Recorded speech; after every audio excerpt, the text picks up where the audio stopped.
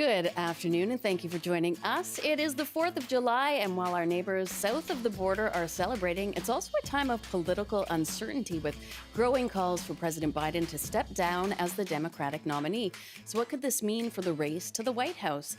And why do so many incumbent parties around the political parties around the world seem to be poised for defeat? And pregnancy and infant loss affects so many, but it's still so difficult for grieving parents to find comfort and support. We'll look at how to access and offer help when dealing with such a loss. I'm Amy Bell, in for Michelle Elliott. This is BC Today.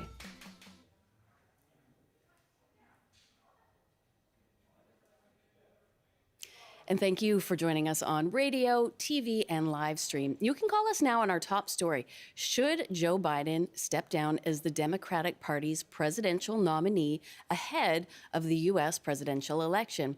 As always, our number is 604-669-3733.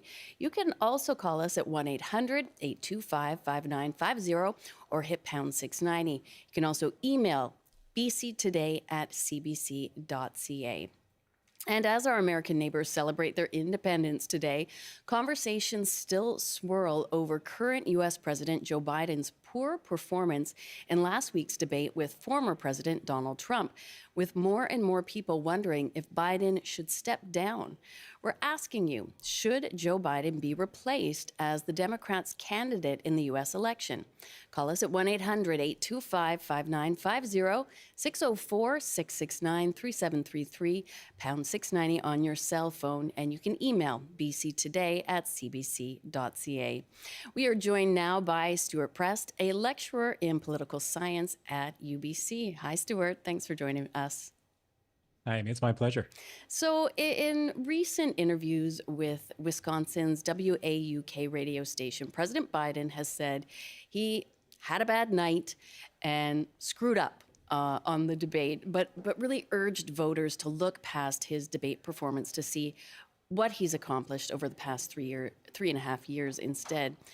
How convincing do you think that is for voters? I think that for those who are looking for reasons to be convinced by Mr. Biden that he is still the best person to run against Donald Trump, that may work. But for those who are really feeling uncertain about his candidacy and are we're already nervous going into this debate, I don't think it's going to be terribly convincing. And certainly we have not seen calls for him to step aside. We haven't seen them cease since the debate and even since these comments. Well, and it's coming from voters, these calls to step down, but also seemingly more and more from the Democratic Party itself. What would that look like going forward, though? That's a good question, and I think one of the reasons why there has been some resistance or at least uncertainty about openly criticizing the president's decision to stay on the ticket is because of the uncertainty around what would come next if he decided to step down. With the Democratic convention coming up soon, there would still be an opportunity for some kind of brokered decision regarding who is going to step in to take his place. So there is an opportunity, but it's a path that parties have not traveled often in modern times, and so I think there's reticence to really rock the boat. And so perhaps if Democrats are to shake things up, it will just add confusion. But the status quo doesn't seem tenable for many as well. And obviously, I mean, the U.S. voters are facing this choice currently between two known president candidates, with Biden and then former President Donald Trump. What kind of mood is that for voters if those are their two choices? Well, I think there's a great deal of frustration in the United States at this point that the system has generated essentially this binary choice between two aged candidates who seem to be bent on rehashing, relitigating, literally, figuratively, the last election. And so there is a real dearth of opportunities for other voices to be heard. And as a result, I think there's real frustration, particularly among those who are relatively on the margins, whether we're talking politically, economically, or socially, that their concerns simply are not going to be heard. And I'm curious, sort of, with the ruling from SCOTUS last week in terms of giving, presidents this sort of power to remain above the law. Do you think that has changed, any voters' minds? Maybe somebody that originally thought, maybe I will vote for Donald Trump. Does the thought of him having that power maybe shift things in Biden's favor? I think there may be a small number of voters who are fundamentally convinced by that decision that the stakes are sufficiently high that perhaps it's not worth a gamble on a second Trump term. But the problem, I think, is that for politics in the U.S., we really do have this kind of bifurcated dual conversation ongoing, and so that for those who were supportive of Donald Trump to begin with, this decision by the Supreme Court doesn't really change anything in their minds. Every news item that they're hearing in places like Fox News are just going to reinforce that this is, if anything, giving them new reasons to vote for Trump and not for Mr. Biden, who is committed to trying to do something to reverse this decision. And of course, Stuart, we'd love our audience to join if they have any questions for you, or just their thoughts on whether or not Biden should step down, but also their thoughts on the political atmosphere in the United States. You can call us at 1-800-825-5950. 604 669 3733. You can also email bctoday@cbc.ca. We'd absolutely love to hear from you. We do have one call coming our way. Sounds like it is Linda in Campbell River. Hi, Linda. Thanks for joining us. Hi. So what I are your love your thoughts? show. Well, thank you. I think Biden is amazing. He doesn't talk about what he has done because he's done so much. There's not time to talk about it. He's done so many positive things, and he also has a wonderful vice president. I'd like to see, if they want the youth, how about she runs for president, and they could work together as a team because they are so much a team. I thank you for that, Linda. And Stuart, I would ask you, it does seem at times that Kamala has sort of been not pushed aside. She doesn't have the largest role in this current administration.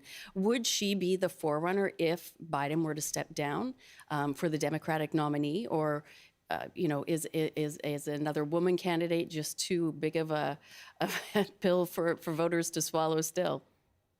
I think it's a good and important question. I think there is a sense among those who really are supportive of Ms. Harris that she has not played as prominent a role as perhaps they had expected in this administration. The idea going in that presented to voters, I think, was that Mr. Biden would sort of pave the way for a new generation represented by Ms. Harris. But we haven't exactly seen that dynamic play out, and I think whether voters are perhaps seeing another woman candidate as a bridge too far, I don't know that that's the case. But it certainly seems that some of the power brokers within the Democratic Party are nervous about that prospect, and so we do see a certain amount of resistance that to an outsider observing the state of the election might seem somewhat mystifying. To why would you resist the vice president of this administration taking on that central front runner role?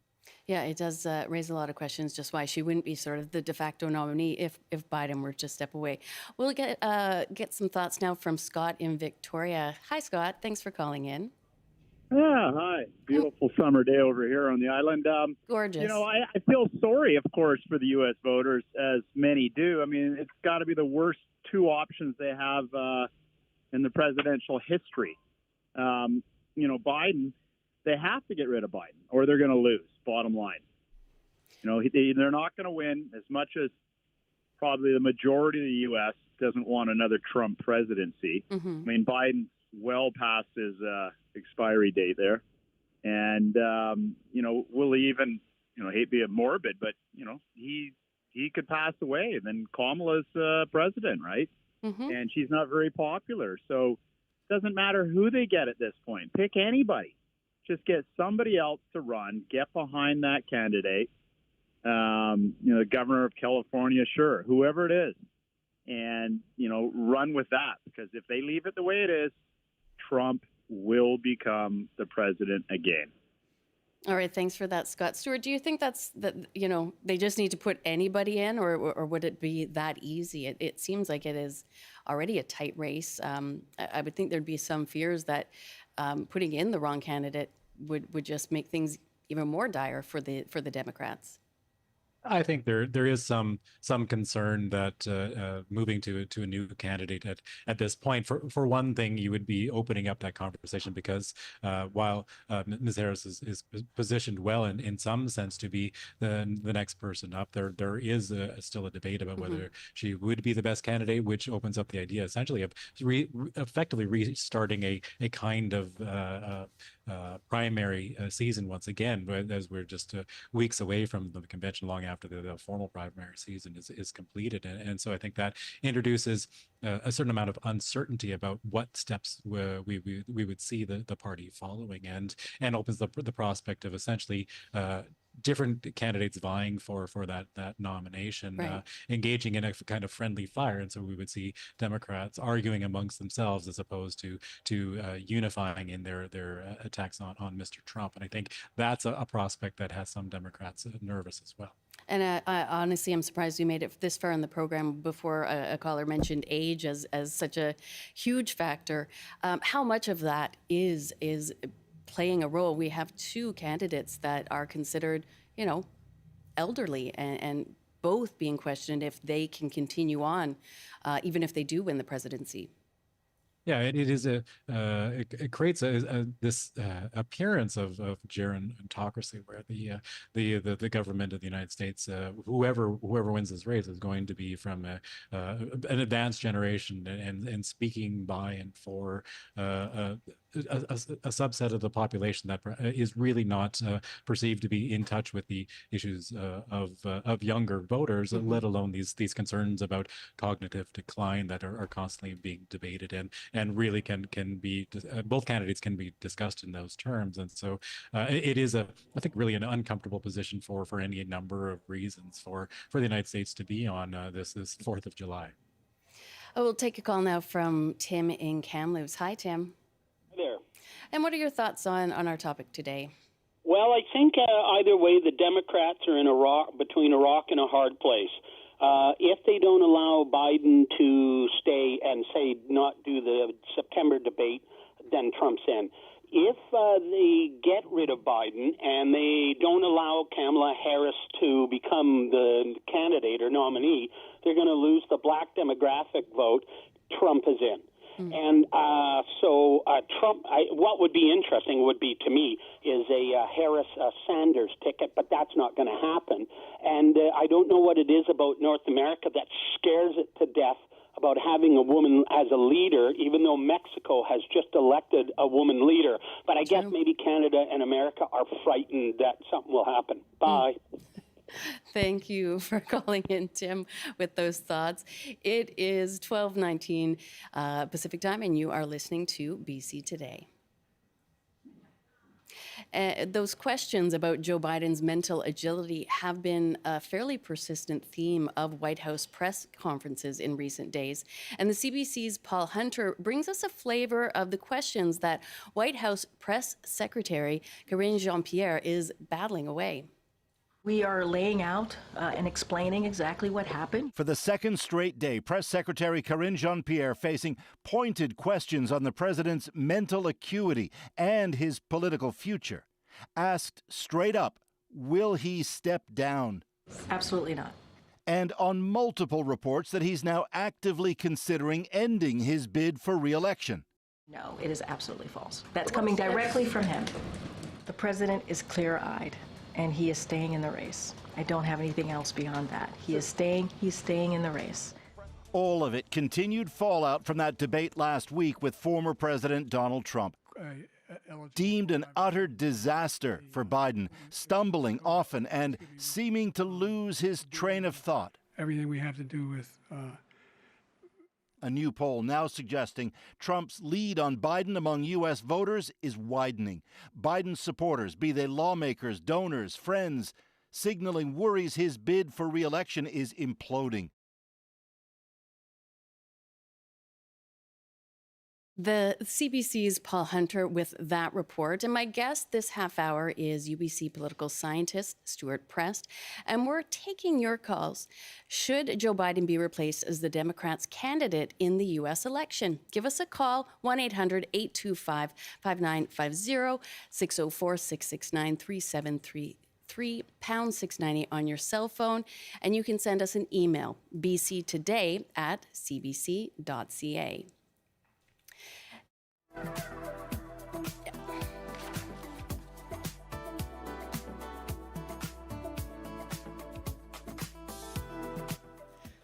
And we'll head out now once again to calls. Marissa in Vancouver, thanks for calling in today. Hi, good afternoon. And so what are your thoughts about the Biden race, or Biden stepping down as the nominee for the Democrats? First of all, I'd like to offer my condolences to all of you for the loss of Rick Hoff. He was a wonderful persona in CBC. Now, Thank you. Your question, I heard a comment yesterday that one of the states has already threatened to sue the Democratic Party should Biden step down. And I wanted to know, is this something that could really happen?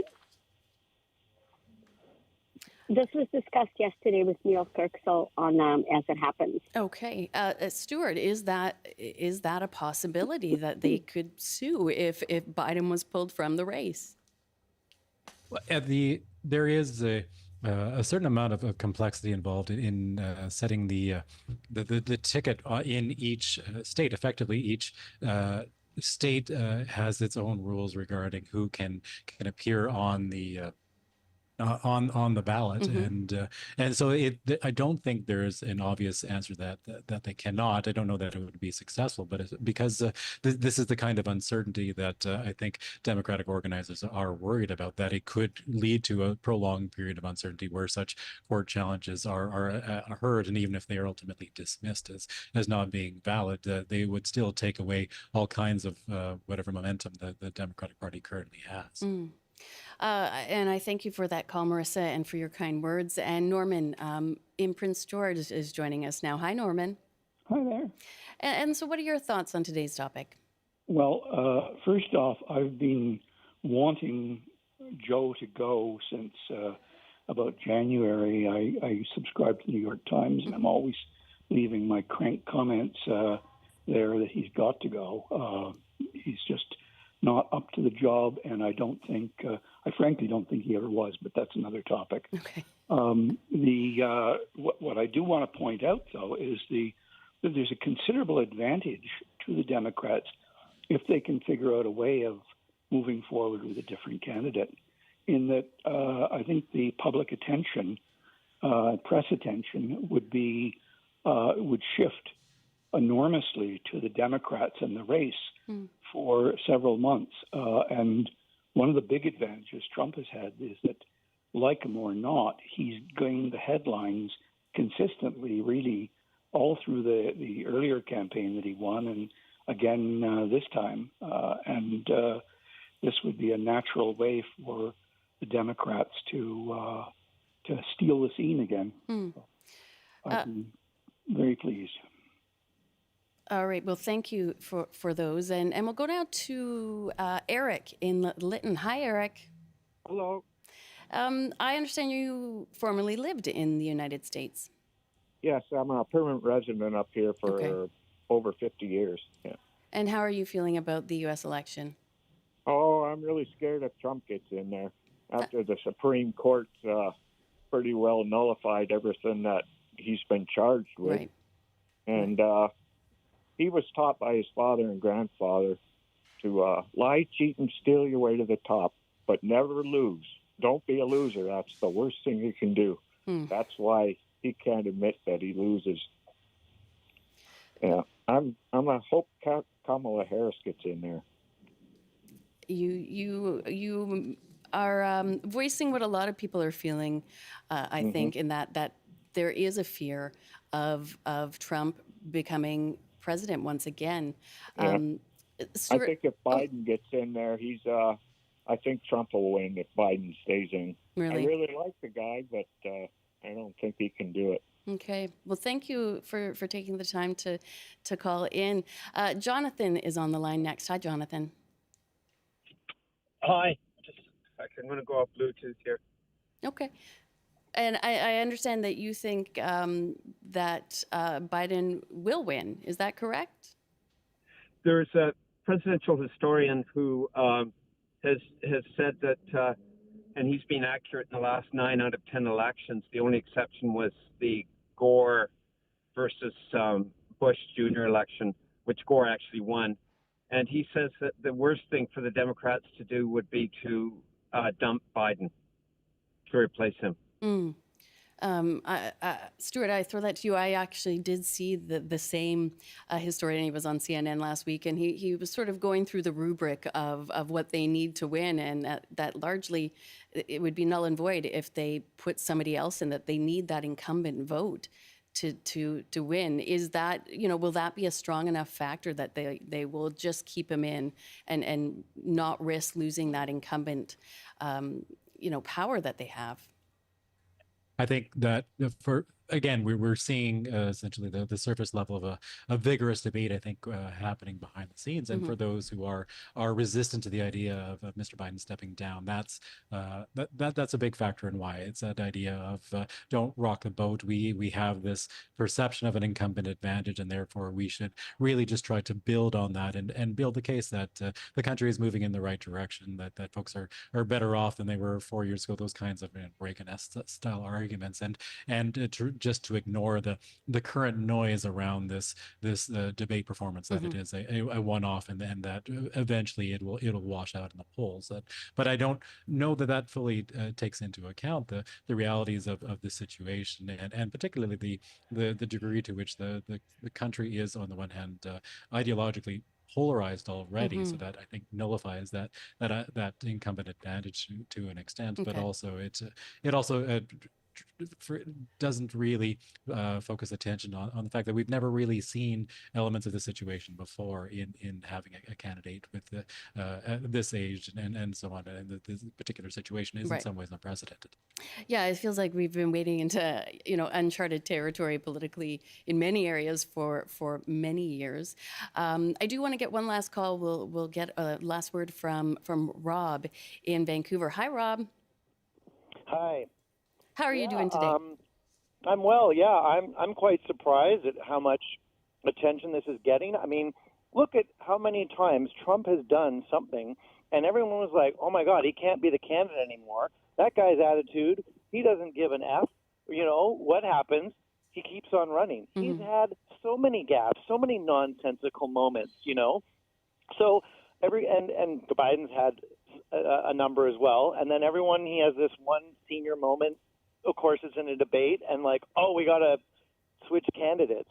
I just don't really understand it. If on the other side it was different, but when you're facing a candidate who has just plowed through all the norms, it's like Biden should do the same thing. If there was a norm that says if a president has a senior moment in a debate, a candidate, he can't run, well, just throw that norm to the side, because that's what your opponent is doing, No, So and it would be strategically, I think, bad move if they did switch, because then your party looks like they've chosen a bad candidate when there were signs before, or you didn't rally behind them, and then Kamala is more of an unknown. She's just less known to the American public. So I think it would be, it's two negative, both choices, choice between two negatives. They should just stick with Biden and rally behind them, and that's the best move. Stuart, the devil is that is that the way politics is going these days? I mean, in the United States, it's very clear that these two choices that they're currently stated will leave many Americans really frustrated with the lack of alternative. But I think as long as Mr. Biden is in the race, the dynamic is poised to be more of a referendum on him than Mr. Trump, as amazing as that might seem to outsiders here in Canada and elsewhere. And so I don't know that there isn't a right way out for Democrats, but the situation is, I think, perilous for the party, and I expect we're going to see more focus on Mr. Biden, and I don't know that he's going to get through this summer, given this scrutiny. Stuart, as always, wish I could ask you so much more, but we are out of time, and I'm sure we will talk to you again very, very soon. So thanks for joining us. Always a pleasure. I look forward to it. All right, take care. That was Stuart Prest, a lecturer in political science at UBC. And before we go to the news, we do have time for one final call on this topic. Ajit in Penticton. Hi, thanks for joining us. Hey, wow, I get the closer. You get the closer. Okay, well, yeah, I just really appreciate everyone who called in, and I just wanted to make a quick point regarding the changing of the candidate as a potential outcome. For sure. First off, I would just like to make a reminder, there are no candidates. The conventions have not happened. No one has been selected. This has been arguably the earliest debate in history. That being said... Yes, you are correct. Yes, roughly there's 4.5 months, give or take, till the election in October. Most global north countries that run elections have mandated that campaigns happen between 14 days as long as 72 days, which was the longest Canadian election campaign. With all the attention that's on the 2024 election, I would say there's going to be the highest voter turnout in history. Do the Democrats really think that they can not nominate a new person because it's too late? I don't buy that. That's not true. Every single media lens in the world is focusing on this, and a new Democratic candidate would be unprecedented, but it may just be what saves their party and saves their country. Very strong parts or points, I should say, and I really thank you for making them and for having the final word. And a huge thank you to everybody that joined in and shared their thoughts on this topic today. It's always a good point of discussion. This is BC Today on CBC. We're on Radio 1, CBC Television, and live streaming on our website, cbc.ca/BC, YouTube at CBC Vancouver, and on the CBC News app. The CBC News with Rob Zimmerman is next. Good afternoon. 3 longtime BC New Democrats currently serving as cabinet ministers say they won't be seeking re-election when voters head to the polls in October. 5-term members of the legislature, Harry Baines, Bruce Ralston, and Rob Fleming, each say they have decided not to run in the fall election. All 3 were first elected in 2005. Vancouver staff have come up with a plan to amend and even remove some of the so-called view cone protections put in place more than 30 years ago. City councillors like Peter Meisner say it's time to modernize regulations so view cones don't limit desperately needed housing development. Right now, there are 38 public views in Vancouver. City staff recommend removing 14 redundant ones and amending another 11. And 4 earthquakes have rumbled far off the coast of Vancouver Island since the early hours of the morning. They all hit between 200 and 250 kilometers off the west coast of the island. They range from 3.9 to 5.2 magnitude. And now the forecast on the north coast, mainly sunny this afternoon with a high of 16, highs reaching 23 with lots of sunshine in the Peace. In the central interior, including Prince George, mainly sunny with a high of 23 as well. Highs getting close to 30 with a mix of sun and cloud in the Kootenays. In the southern interior, including Kelowna, lots of sunshine with a high of 28. And for Metro Vancouver, Greater Victoria, and the Fraser Valley, sunny this afternoon with highs up to 26 inland. That's your CBC News update from Vancouver. Thank you very much, Rob. I'd say it's tennis weather out there. Yes, it is, Amy. Good eye. I think I can probably say that any day of any season, you and you would agree? Yeah, true, for sure. I was out this morning. It was fantastic. Shocking. Stanley Park. Beautiful. Good to know. Yeah, all right. It's great. We'll check in with you about tennis again tomorrow. That sounds super. Okay. Thank you very much. And lots more on today's top stories coming up on the afternoon shows in your region in Metro Vancouver. Here's what's coming up today on the coast. Hi, Amy. Belle Puri sitting in for Gloria Makarenko. On the coast this afternoon, our Soapbox Social panel will be here to run through BC politics. And since it's July the 4th, we will talk about our changing relationship with the United States. We have that and lots more, including meeting an ultra-distance cyclist who just finished and won an off-road race all the way from Banff to the U.S.-Mexico border. So join me on the coast starting at 3 o'clock. Thank you so much, Belle. And you can hear On the Coast on CBC Radio 1 in Metro Vancouver and anywhere on the CBC Listen app. We do have time for a few emails that we received on our previous topic when we were discussing whether or not President Biden could step down as the Democrat candidate. This one came in from Joanne, and she says, as an older citizen, I speak from experience that age is a factor on your physical and mental stamina and health. If there is any benefit in aging, we don't sweat the little things or get our knickers in a knot over the trivial stuff. But saying this, in the world we are living in, this is not beneficial either. I think Joanne sums up what a lot of people are thinking of. You are listening to BC Today here in Vancouver, and you can listen anywhere on the CBC Listen app. Now, our next topic today is such an important one, and it may be upsetting for some.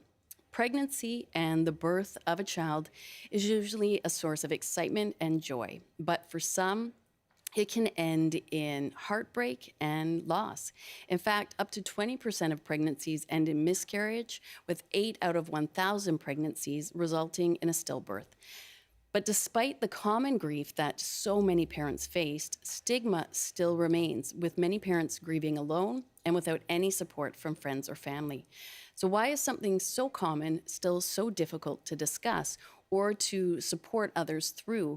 We would love to hear from you. If you want to share your own personal experience with pregnancy or infant loss, or how you've supported those dealing with the grief, call us at 1-800-825-5950, 604-669-3733, pound 690 on your cell. You can email bctoday@cbc.ca.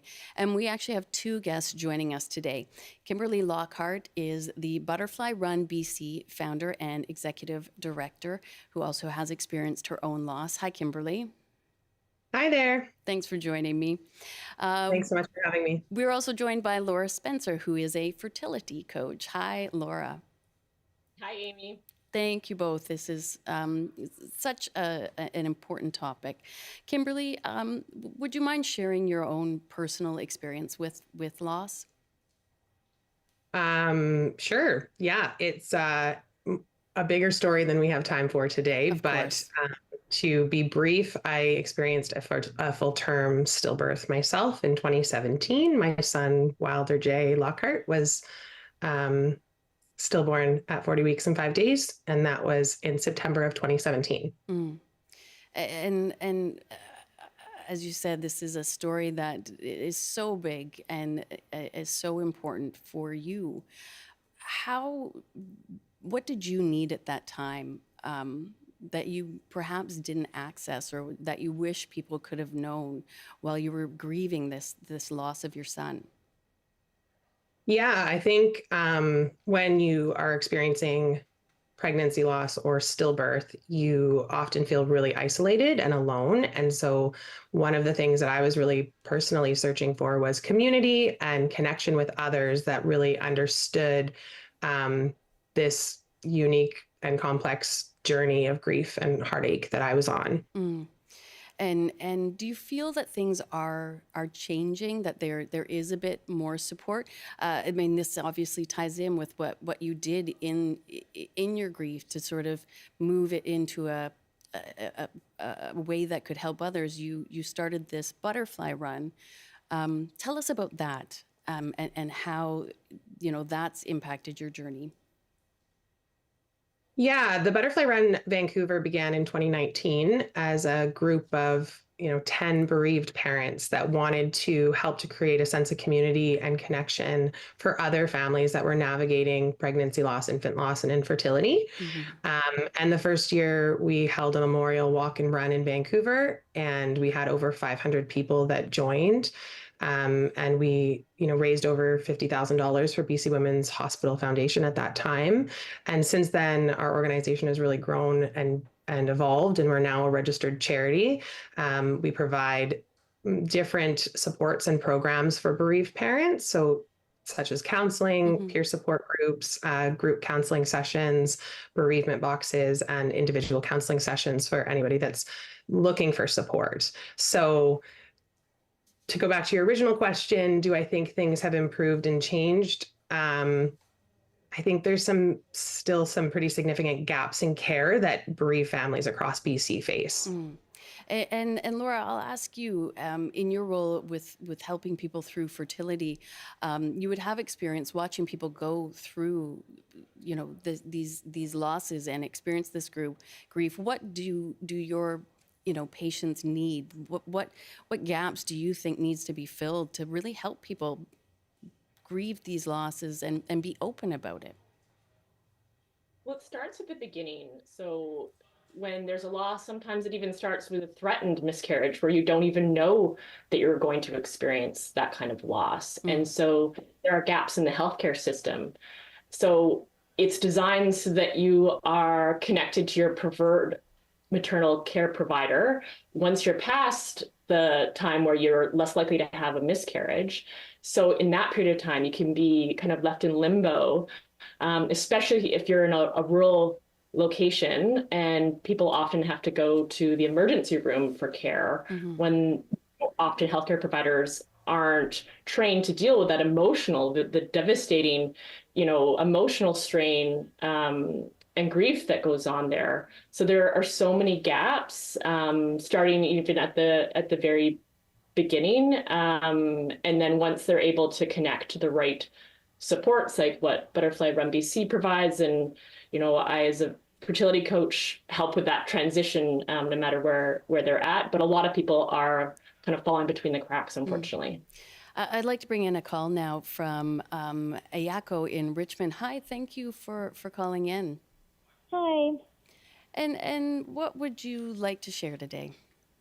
Yeah, so I had my own late-term miscarriage in 2020 of my daughter, Emiko, at about 19 weeks. And yeah, it was so isolating, and I had no information about what I was about to endure. And so, yeah, it took me into like a deep depression for 6 months, and I went to social media and found the Butterfly Run. And they really, filled that gap in providing an opportunity for community. And so, yeah, I just wanted to come on and say, I think there is definitely more need for services in the immediate post-loss period, but also in the continued care. Because I think Butterfly Run does a great job of recognizing that we're parents to our children for the rest of our lives, right? Regardless if they live or die. And so the grief that we carry also lasts a lifetime. So I think just like him, my loss completely changed the trajectory of my life. And I'm a grief coach, started an app, and now I work with the Butterfly Run to provide more care for grieving BC parents. So I just wanted to shout out to the incredible work that they're doing and filling this void. And I thank you so much for sharing your loss and also recognizing that you were able to get such support from the Butterfly Run and from Kimberly. How does that make you feel when you hear? I saw you nodding when Ayako mentioned that she's always going to be a mother to her child that she lost, and that you're always going to be grieving this loss. How did that make you feel? Yeah, it's spot on, and it touches my heart because when you're a parent of a baby that's died, it is a lifetime of loss and it's a lifetime of missed moments. And so the grief support that is needed is not just immediately post-loss, it is a lifetime. And we know that it changes you, and the grief and the love you carry through your life, it changes you. And so Ayako also does incredible work. She has an app called the Lost to Love app, which is a really amazing service for people to find resources and information, because there's such a lack in information. Also, when you're going through some of these things, you've never met somebody or heard of termination for medical reasons before. You've never heard of stillbirth before. And now you have to go through a delivery of a baby that's died. And there's really limited information available for what to expect. And that's a point I wanted to bring up with both of you is this lack of information and not knowing what to expect when it is common.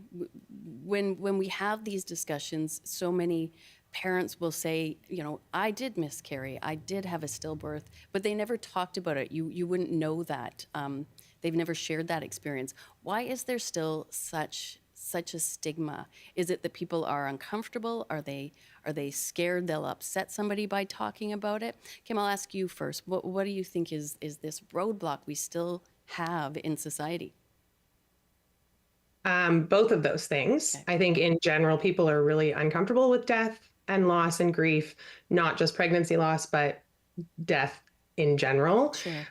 We have a really difficult time talking about death. And I think in general, people really struggle with knowing how to support a loved one through a really difficult or traumatic loss and how to show up. And so often, people choose to say nothing because they don't know what the right thing is to say. And that can be so painful, especially as a bereaved parent, because all you want is to have your child acknowledged and recognized and feel validated that their life existed and they existed and I love them and I'm their parent still. Yeah.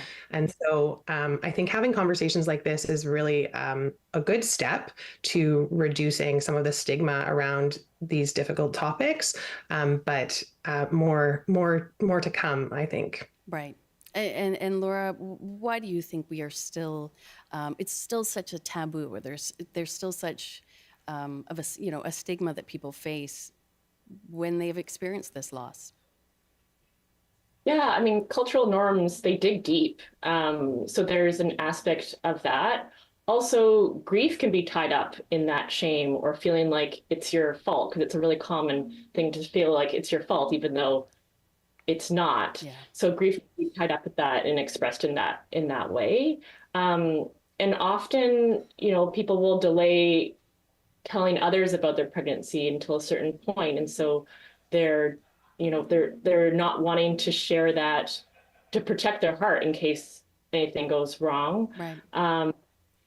But there can be a difference between announcing a pregnancy and sharing for support. So that is shifting now. There are more people that are confiding in others to be able to share that. But yeah, when it comes to more widely people sharing their story, that still doesn't happen. And Kim has it there too. But yeah, social norms dig deep as well. Mm. I'll take a call now from Cassidy in Kelowna. Hi, Cassidy. Cassidy, are you there? Hello. Hi, Cassidy. Thanks for calling in. Yeah, no problem. I've never been pregnant, but I do study human biochemistry at the University of British Columbia. I'm in my bachelor's degree currently. I think I come from a research and an academic standpoint.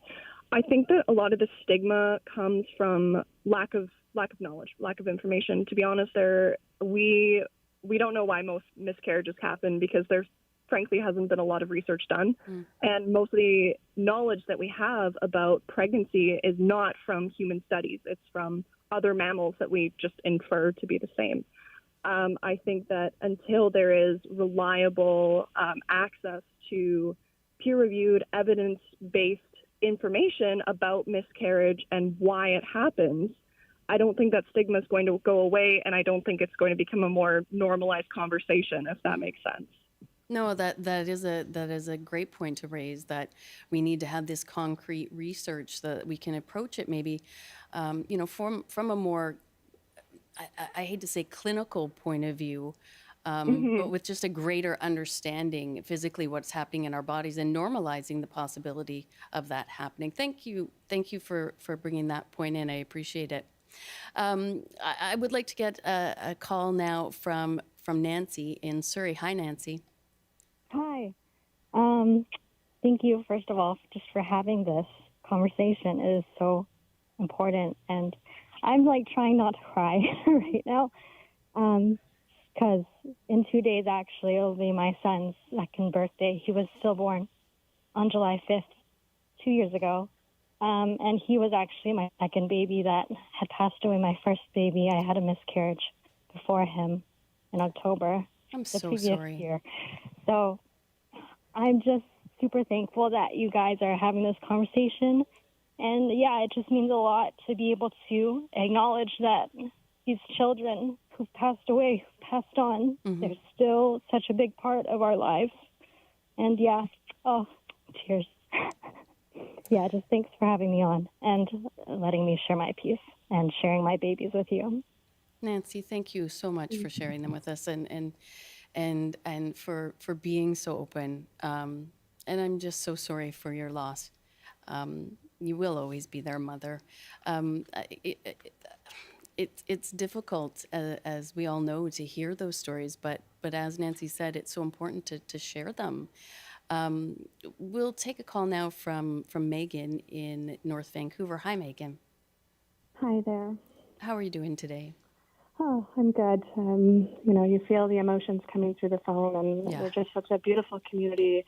When we find each other, it's the most phenomenal things happen. But for the longest time, I think we didn't have this community that Butterfly Run has really created. So I'm just so grateful to them. And it sounds like this community is so incredibly empathetic to everybody and supportive, and Kimberly, what an important role you play in so many families' lives because of that. How does that impact you? Are you asking me, Megan? Sorry.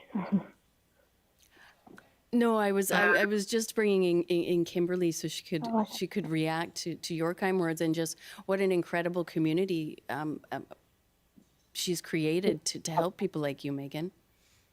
Yeah, we often say that it's the worst club, and it's full of the best members, because the people that you'll meet within this community are some of the most understanding and compassionate, empathetic humans you'll ever come across. And so it's a really awful club to be part of, but certainly a really warm and welcoming and tender landing place. And Megan, I'm assuming you do have your own experiences with this. What sort of support would you have wanted to receive, or what did you receive when you were experiencing this grief and loss? Yeah, I think that's where a lot of us come from, and what we're building now is 10 years ago, I had 3 recurrent miscarriages, and there was very little to nothing, and the things that were available were often more harmful than helpful. So I think it's phenomenal now that there are these growing communities, and I'm trying to create what I wished I'd had, and I'm a celebrant and end-of-life doula now with Be Ceremonial, and I create ceremonies for the community and for families and for individuals around their loss. Just a few weeks ago with Butterfly Run, we co-created Pregnancy Loss Swim in the Ocean, and it was phenomenal to bring these women together at the beach. We all shared our stories about our babies. We brought their names and their spirits and energies into the space. And then we swam out in the ocean, and I gave everybody kind of, not permission, but I invited them, if they wanted to scream or shout or howl or yell, to use their voice. I think especially as women, we're not often given a chance to scream. And one of the women, she had her loss 4 years ago, but as she was out in the ocean, she screamed so loud. It was this ear-piercing kind of shriek.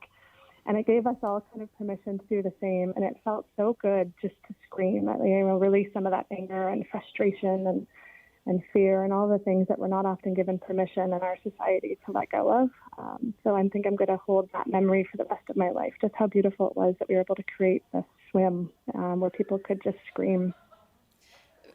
That's so impactful and so incredible, Megan. Thank you so much for sharing that, and thank you for putting that out there into the world and allowing that permission.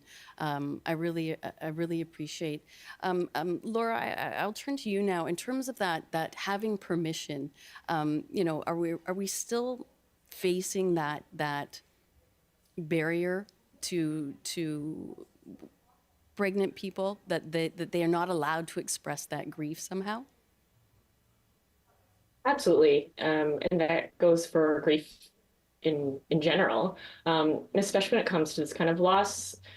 Like I said before, there is that feeling of judgment, or like it's your fault. And sometimes it can be about how early the loss is, because you can have a loss quote unquote early, even a chemical pregnancy. It's not even a chemical pregnancy. That's a pregnancy before, a doctor has defined it as a pregnancy in their eyes. But however you feel is okay. Whatever your emotions are around it are okay. But there can be, a narrative in your head or out there that says, you should act and think and feel a certain way, when everybody's grief journey is unique in their own, and there's no one way to handle it. I want to thank you both from the bottom of my heart for joining me today. As I said to both of you prior to this is just something that is so important that we so need to talk about. And I understand how upsetting it can be and how raw it can be. But you sharing this and helping others to navigate this is so important. So I just want to thank you both so much for coming on and for how much you do to help people that are navigating this. So thank you from the bottom of my heart. Yeah, thank you so much for having us. There was one other thing I wanted to mention, if I may. Of course. There was a caller that called in from Kelowna, I think, and was talking about the research aspect. Right. And that I really agree with that. There's actually no national mechanism for recording and tracking miscarriages across Canada. So we know that there's about 15,000 miscarriages a year in BC, but those numbers are not exactly accurate because there's more research needed here so that we can have accurate data. And so I just think that's a really important piece to touch on, because there's more to be done in this space, and that's sort of the starting point. Absolutely. And thank you for making that point. And thank you for everybody that joined us today. And if you are experiencing this grief, you could call the Compassionate Friends of Canada, 1-866-823-0141, or of course, contact the Butterfly Run. And Butterfly Run BC founder and executive director Kimberly Lockhart joined us, and fertility coach Laura Spencer.